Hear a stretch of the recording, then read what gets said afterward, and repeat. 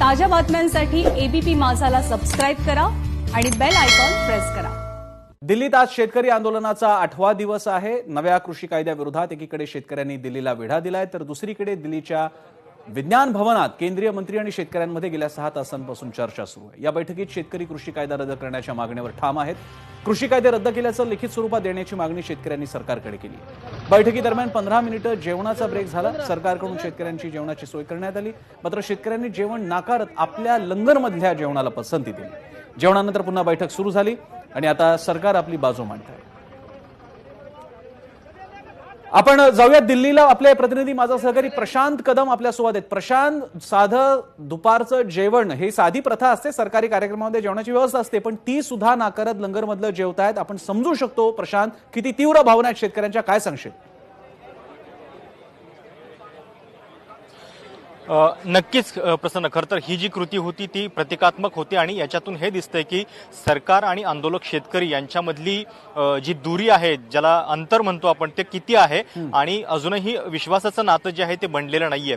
दुसरीकडे त्यांनी लंगरमधलं जे जेवण आहे तेच खाणं पसंत केलं आणि त्या लंगरमधल्या जेवणाचा पण एक वेगळा अर्थ आहे, कारण ते एकाच वेळी एकाच म्हणजे खूप साऱ्या लोकांसाठी बनतं। त्याच्यामध्ये एक समानता आहे आणि उच्च नीच कनिष्ठ श्रेष्ठ असा कुठलाही भाव त्या जेवणामध्ये नसतो आणि ते जेवण त्यांनी या ठिकाणी घेणं पसंत केलं।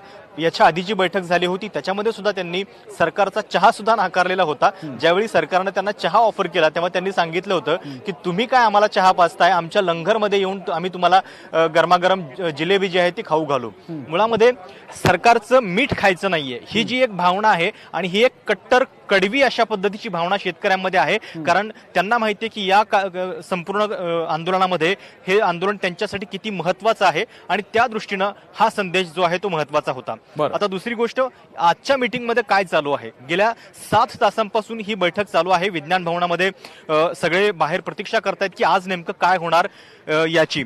3 मुद्दे झालेले आहेत। एकतर शेतकऱ्यांनी अगदी क्लॉज बाय क्लॉज सरकारला आपले आक्षेप जे आहेत ते सांगितलेले आहेत। जर एमएसपी या नव्या कायद्यामुळे एमएसपीची गॅरंटी राहणार नसेल तर नवी कुठली गॅरंटी लीगल आम्हाला मिळणार आहे, हा सवाल शेतकऱ्यांनी विचारलेला आहे। त्याच्यानंतर कॉन्ट्रॅक्ट फार्मिंग संदर्भातले सुद्धा जे काही प्रेझेंटेशन होतं ते शेतकऱ्यांनी सुद्धा दिलेलं आहे। केंद्र सरकारच्या वतीने तर दिलंच, पण शेतकऱ्यांनी सुद्धा तितक्याच तपशीलवार हा मुद्दा जो आहे तो आपला या ठिकाणी बैठकीत मांडला। आणि तिसरी एक महत्वाची बाब आज या सगळ्या शेतकरी नेत्यांनी सरकारला ऐकवली, ती म्हणजे देशातला कुठलंच शेतकरी संघटन या कायद्यांची मागणी करत नव्हतं, मग तरी सुद्धा हा कायदा आणण्यापाठीमागची नेमकी काय भूमिका आहे, केवळ खासगी कंपन्यांच्या हितासाठी सरकारने हे केलेलं आहे का?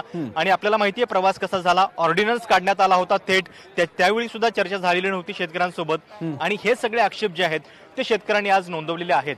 त्यामुळे आजच्या बैठकीतून नेमकं काय बाहेर येतंय, या सगळ्या चर्चेचा दिल्लीतल्या सगळ्या आंदोलनावरती काय परिणाम होतोय, कारण 7 एंट्री पॉइंट्स पैकी 3 सीमांच्या वरती शेतकरी थांबलेले आहेत आणि जर ही चर्चा फिसकटली तर साहजिक आहे की त्याचा परिणाम या सीमांच्या वरती सुद्धा दिसू शकतो। प्रशांत, या भेटीवर तुम्ही लक्ष ठेवून असाच, मी तुमच्याकडे वेळोवेळी येत राहीन ताज्या अपडेट्ससाठी। तुर्तास धन्यवाद।